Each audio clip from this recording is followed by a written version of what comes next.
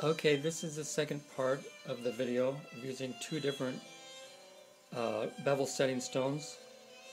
On the right here, these are the scratches from the King 1000.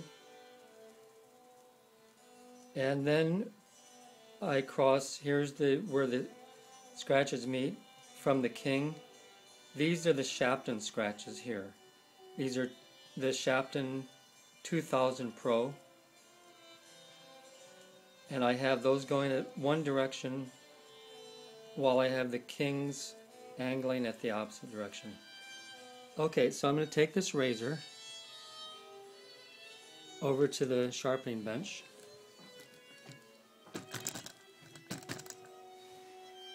And I have my so far fastest cutting Japanese stone, this karatsu. And I'm going to raise a slurry using a diamond plate.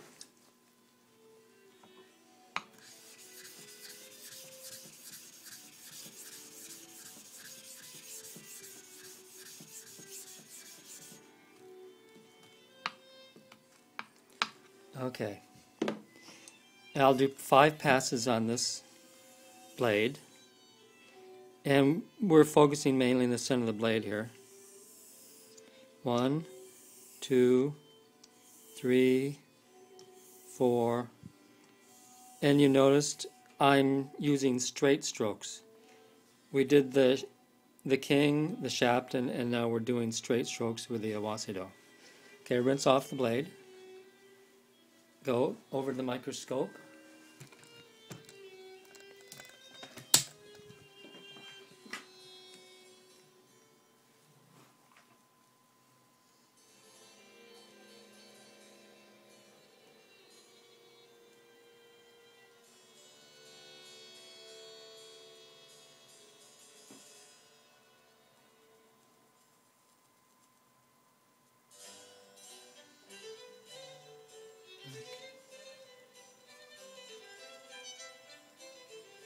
So you can see quite a few scratches are missing already.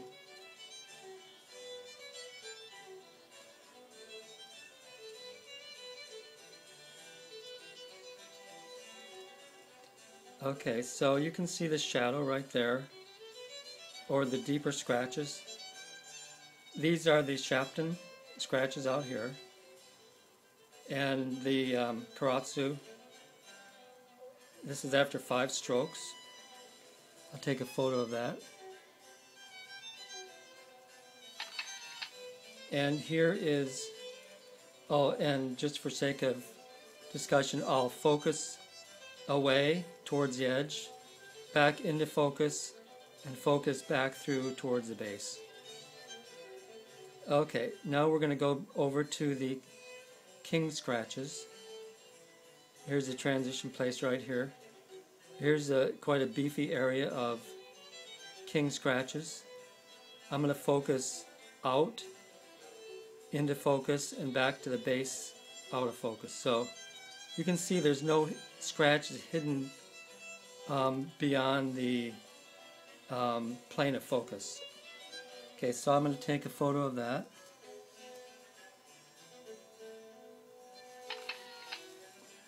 We'll go back over to the karatsu.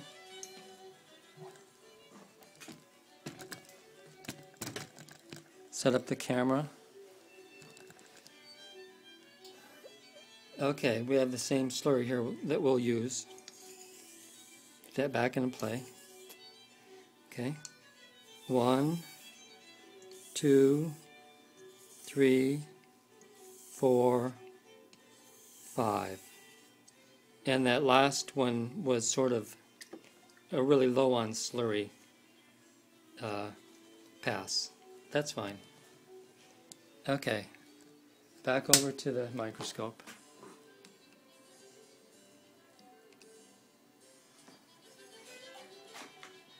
Hopefully we'll sort of be in the same spot as that crossover position.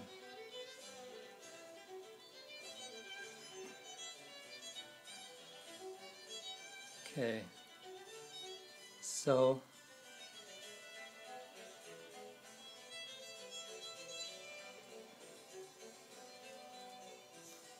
go this way, scroll this way. So the scratches are still from 1 o'clock down to 7.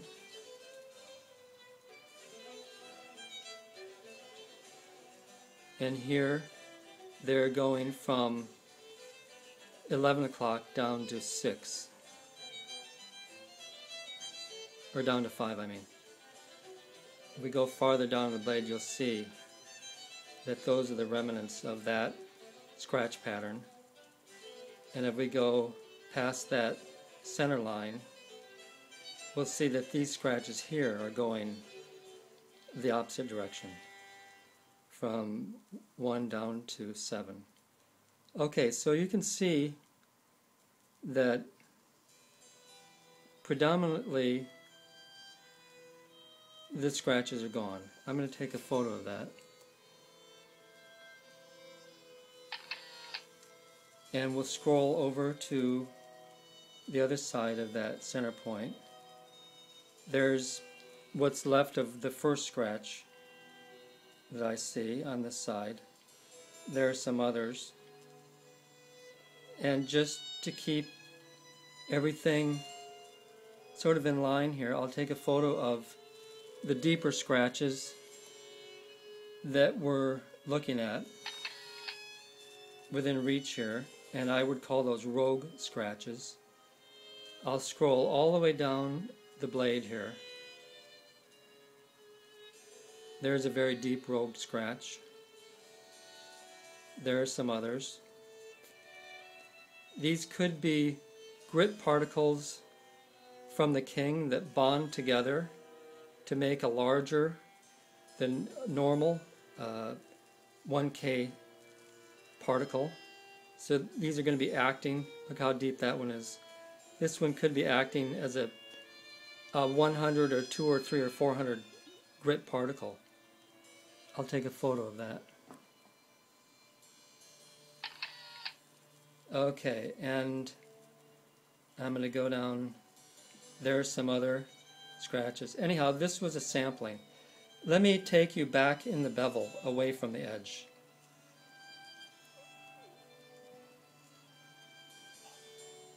We still have a Kasumi finish back here, but predominantly more scratches, or the remnants of scratches. So we're going to scroll back to the Shaptone side of the blade, and you can really see how the scratches out here at the base of the bevel are more prevalent. I'll take a photo of that.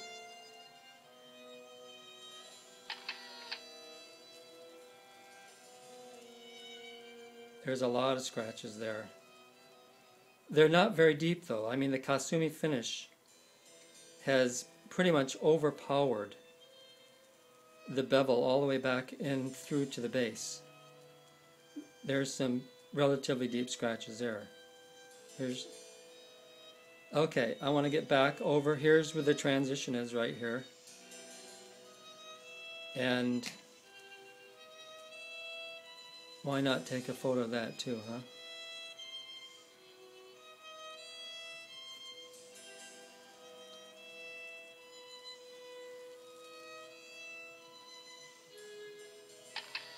Okay, but let's continue. These are the Shaptone scratches. They go all the way out here to the base. And we'll just follow those along.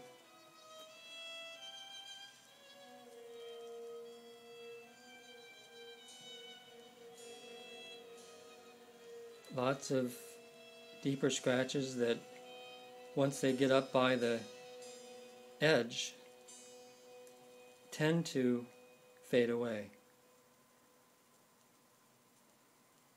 But I'm going to follow those down some more over to the left. I'm seeing that the base portion of the bevel is less affected or more slowly affected by the slurry from the J natural, from that karatsu. Because there's a lot going on out here, as there was at the other end of their blade. But look at that kasumi, looking finish right there. Okay, we're going to go up the edge now. See how that looks in general. There's a faint remainder or reminder of those Shaptone scratches.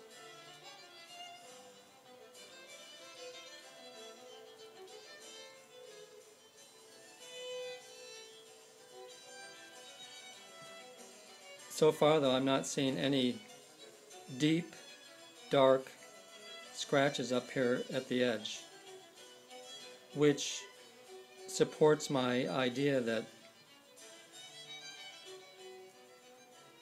these Japanese natural slurry particles are very fragile. They do a lot of work quickly, but then they tend to break down into size so quickly that they can't perform back in the farther reaches of the bevel. That line there is water that I've dragged across the maybe it's not water, it could be something from my wiping rag. Okay, so we're getting back into, I think, that area where the transition is going to occur.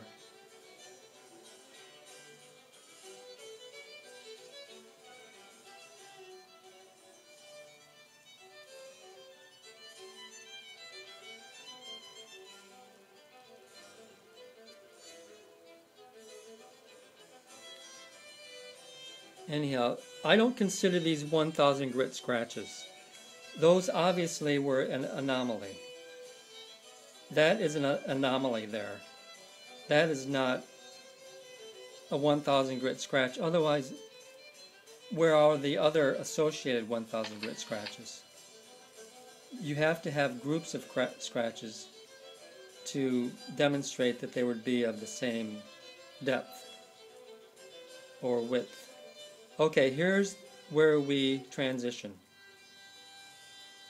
They're going from 11 to 5, and here they're going from 1 to 7. Okay, this